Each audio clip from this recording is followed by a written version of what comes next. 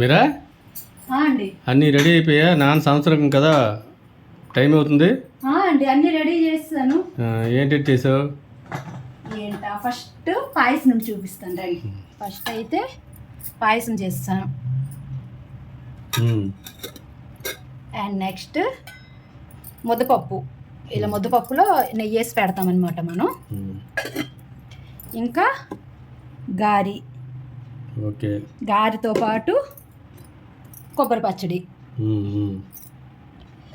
ఇంకా కలిపిన కూర, బఠానీ వంకాయ అన్నీ కలిపి మనం కలిపిన కూర చేస్తాం.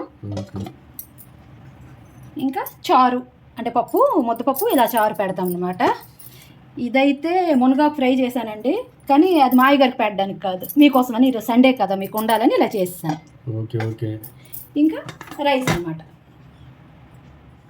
అయితే ఇవన్నీ నాన్నకి ఇష్టమైనవే. అవునా?